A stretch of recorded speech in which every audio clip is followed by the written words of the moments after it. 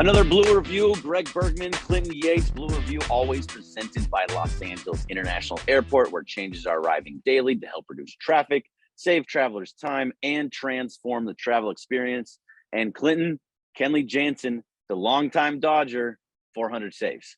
Yeah, it's a great milestone for a couple of different reasons. First of all, this is one of the few ones that less than two handfuls of guys have reached in the big league. Sometimes guys do things that have happened a couple different times. We actually talked about this on Around the Horn yesterday, which was, what do we think is more impressive?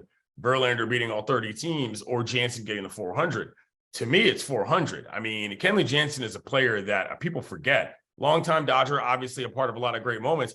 Came up as a fielding player, Greg, was a catcher in the actual World Baseball Classic, ends up becoming a reliever. And I just know that sometimes when careers end sort of awkwardly for certain franchises, it's easy to forget all of the things that they were for the franchise or who they are in general. Kenley Jansen, man, that guy's had a hell of a career in the big leagues, and Dodgers fans were lucky enough to get a large part of it.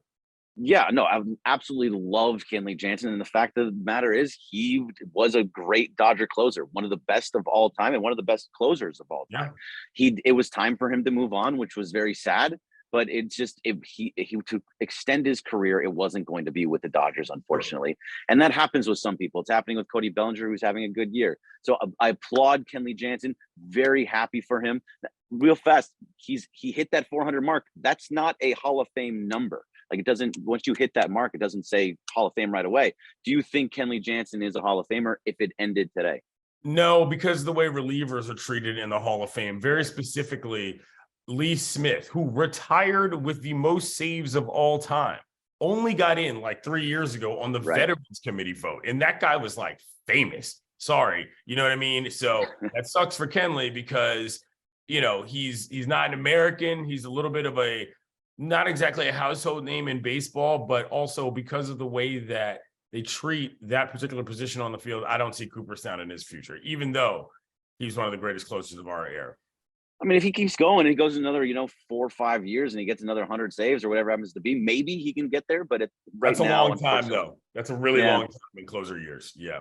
100%. Completely with you. I would love for him to be able to get there. But, like K-Rod has more saves than him. Billy Wagner has more saves. And that role is a very difficult one to get into the Hall of Fame. Definitely. Moving on, Dodgers playing the Padres, 3-game set today. Important set. This is if they can pull out 2 or 3 here, push their lead up just a little bit, because the Padres are starting to come together. And if they get hot, they are the better team overall, just by what we've seen they should win that division. Yeah. The bigger lead you can get, the better it is. So I love Dustin May on the mound tonight.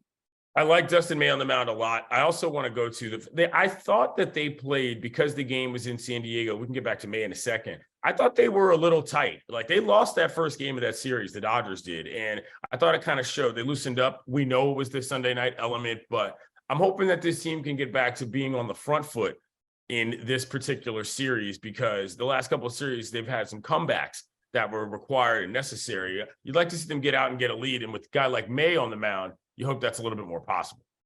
Yeah, absolutely. I think, and he can really show that he is starting to figure out who he is. He was not getting the strikeouts early on in the season. And now in his last outing against the Padres last Saturday, he was good. He had, I think, 6 or 7 strikeouts, and I don't know if he gave up a run. It was either 1 or 0. And so either way, if he can do that again, if he can duplicate that and start showing that the movement on his pitches are there, and he's getting that swing and miss type stuff that he needs to have, you'll start to see that now is the time for May to start moving up forward. He's going to become the guy that I've been pushing for the last couple of years. So I'm hoping to see more of that.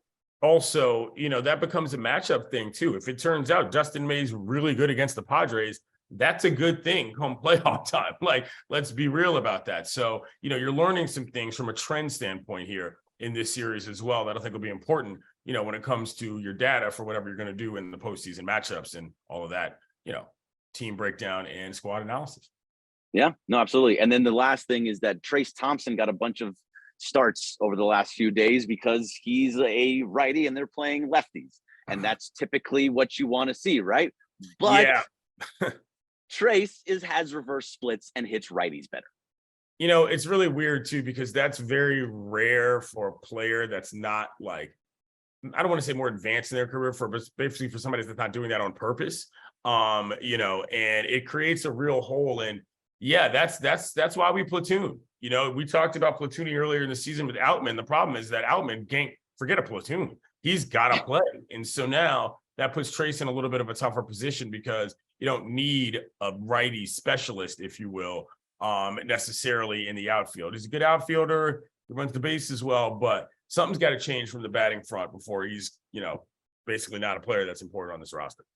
No, absolutely. And hopefully you get everything you can out of him. Love Trace, love Michael, love the fact that we have that connection between Michael and Trace here at the station. Sure. But he's got to start hitting, man. He's got to start hitting. All right, that's going to do it for us. You got anything else? No, that's all I got. Looking forward to seeing it. Thinking about going to a game this weekend. I'll let you guys know if I do. Yep, let us know. I'll be there on Monday, actually. So nice. I'll be at that game. All right. For the Blue Review, Clint Yates, Greg Bergman, thank you, LAX. See you next week.